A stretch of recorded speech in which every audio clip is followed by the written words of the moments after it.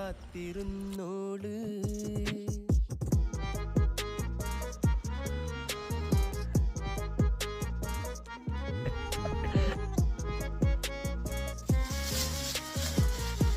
Cut பண்ண ரொம்ப கஷ்டமா இருக்கனால நமக்கு ஒரு கை தேவை. കണ്ടു തീർത്ത കിനാവും കോർത്ത് പണ്ട് പാടിയ പാട്ടും ചേർത്ത് പണ്ട് പാടിയ நல்லா இருக்கலாம் ஜொலி ஜொலின்ட்டு. കണ്ടു തീർത്ത കിനാവും കോർത്ത്